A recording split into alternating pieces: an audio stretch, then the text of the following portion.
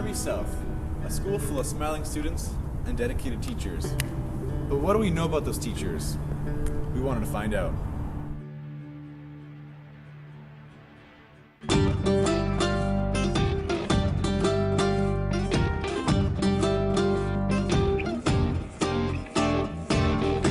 Burnaby South is one of the leading advanced placement programs in all of BC.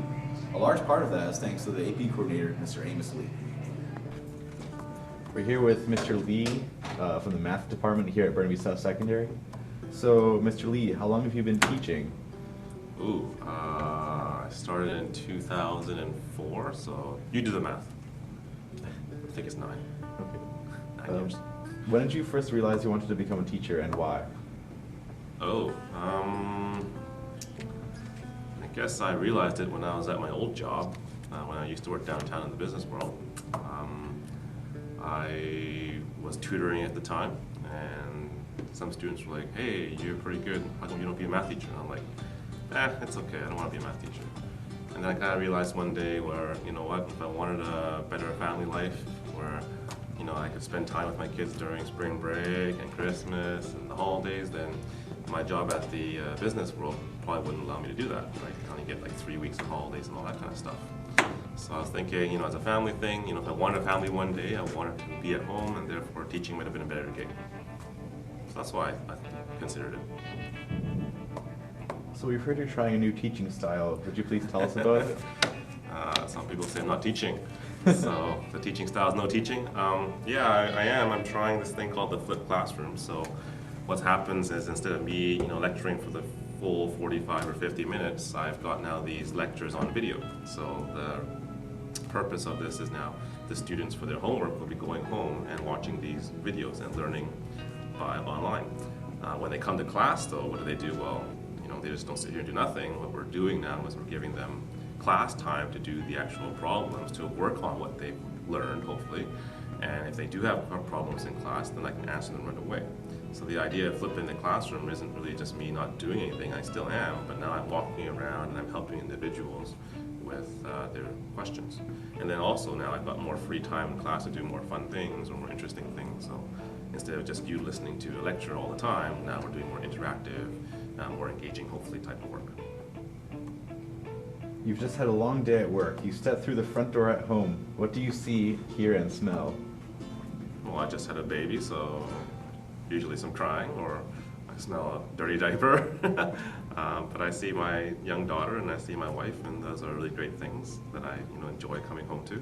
So I usually just drop my bag and, you know, hold the baby, and my wife's like, "Go change your diaper." So that's what I usually do. What's a typical weekend for you? Typical weekend for me? Well, I'm still doing a lot of work for school, if that's what you're asking. Still do some tutoring on the side, so I do that. But a lot of times on the weekend, you know, after the baby is asleep and all that, is when I actually do like my marking, my prepping of the classes, maybe even making a few videos and all that kind of stuff. I mean, during the week, there's just not enough time to do what I want to do for my class, and therefore, unfortunately, I have to take extra time out of my own schedule sometimes to do this. Describe yourself in 3 words. I don't know. My wife says I have 3 F words that I really like. What do you mean?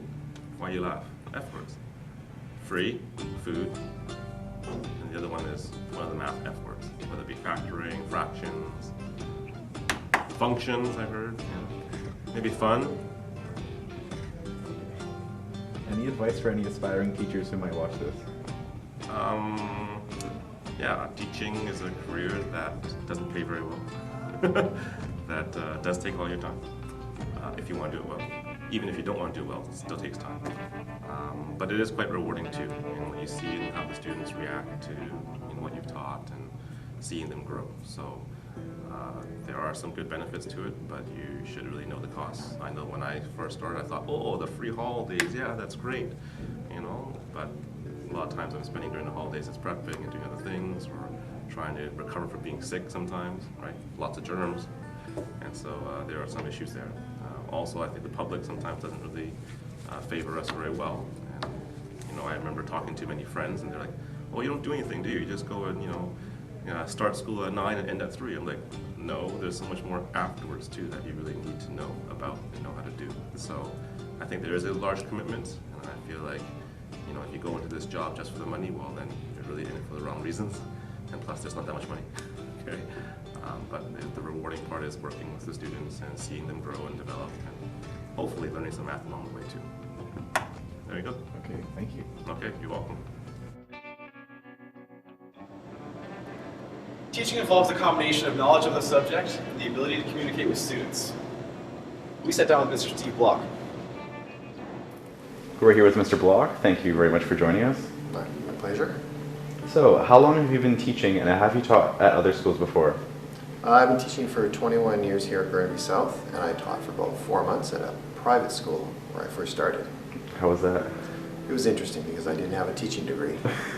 But I was traveling, I came back halfway through the school year, I had not much to do. A friend phoned me and said that their biology chemistry teacher had been taken away by the police because he was not, he actually didn't have a green card to work in Canada, so he was taken away and they needed somebody to fill in.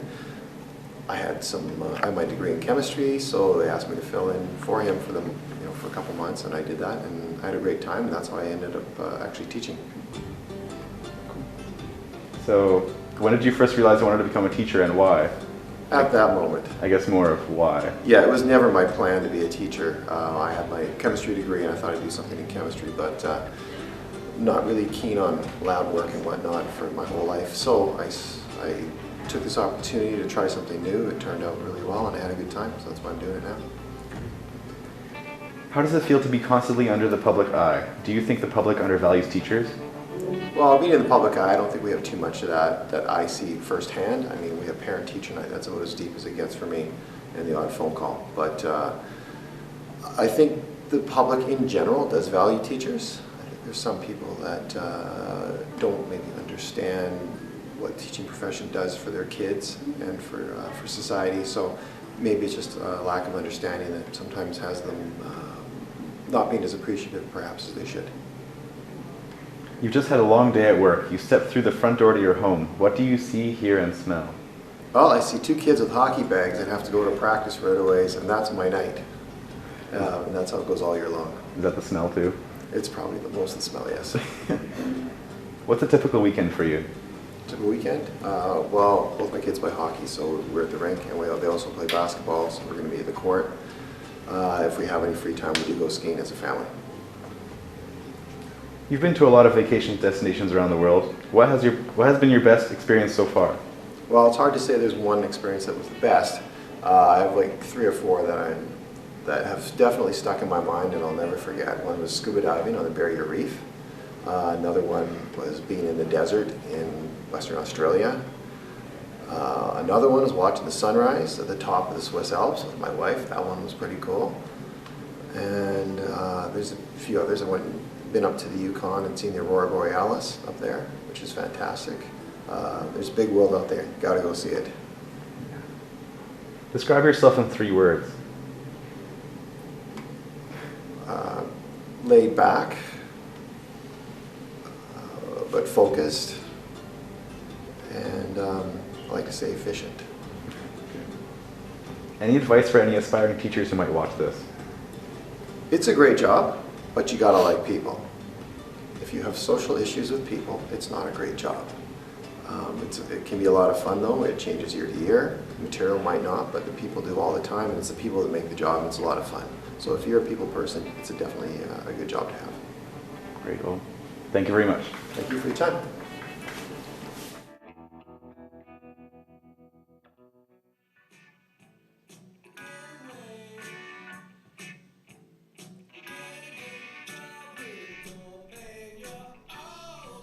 Mr. Vanjoff is a man who isn't afraid to speak his mind.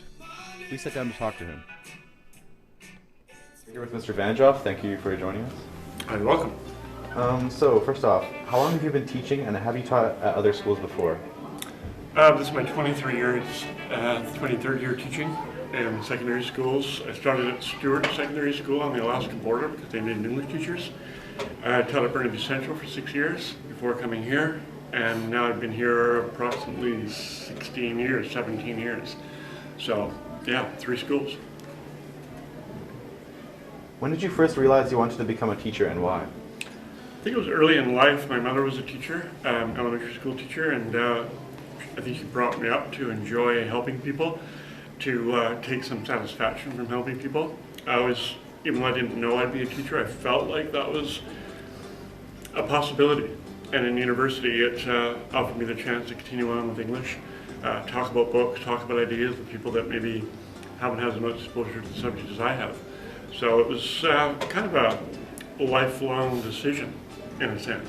It also offers some benefits, like time with my family and the possibility of research further into my own interests. So it's been a lifelong decision, really. How does it feel to constantly be under the public eye? Do you think the public undervalues teachers? I think in BC the public's encouraged to undervalue teachers. The media, the government seem to work hand in hand with sort of a corporate agenda against public service of any kind. Teaching particularly has suffered a lot of insulting criticism over the last, say, 5, maybe even 10 years under the current government, and I'm really tired of it. I don't think the public, for the most part, understands what we do. People think they know what teaching is because they've had teachers, but frankly, most adults don't know what we do and think that we're in it for the vacations, we're in it for some sort of self-aggrandizement. I think one of my biggest frustrations as a teacher in BC now is that there's very little understanding or willingness to understand what we do and how we do it. Yeah, I'm not pleased with that at all. You just had a long day at work. You stepped through the front door to your home. What do you see, hear, and smell? Lately, it's been more of home. Usually my wife and dog are there. My wife and I share the dinner duties, so there's not much on the stove in terms of smell. I'm in an apartment building right now, so I'm smelling everybody else's supper while it cooks, but I see my own life there more than I used to. I used to see a desk with marking piled high on it, and I try not to let that interfere with my home life as much now. So when I go home, I see home as opposed to a continuation of here, is how it's been. What's a typical weekend for you? Avoiding marking. Either not marking and feeling guilty about it, or marking and feeling guilty about not doing something else, like living my own life. And lately, like I was saying a minute ago, I've decided not to mark at home anymore, especially on weekends. It's the only time my wife and the son and I really have a lot of time to spend together. Too much of a sacrifice to mark all the time. Describe yourself in 3 words. 3 words. Dedicated, nonconformist, exhausted. Any advice for any aspiring teachers who might watch this? Suggest that you're going to have to be the kind of person who's quite resilient. You're going to have to be able to bounce back from ready and maybe even ill-informed criticism. You're the kind of person that's going to have to decide whether you want to be a cheerleader for the system or if you want to actually educate kids. Because it seems like the system now wants cheerleaders for whatever it decides to do and not teachers. So my advice would be that if you have a mind of your own, you think for yourself, that you seriously consider another profession.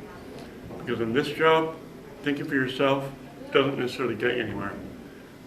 Thinking like you're supposed to think or supposed to appear to think maybe gets you further. So for smart people going into teaching, that you think about whether it's the job you think it is and talk to people who do it, find out before you actually enter into this, what under the current government is the abyss of education. There you go. Thank you, Mr. Vanchuk, for joining us. Well, you're welcome. Thank you. Hopefully, throughout this documentary, we've broadened your knowledge of the lives of teachers in school and out. I've been Ruben Oliveira. On behalf of everyone at HDR Productions, thank you for watching.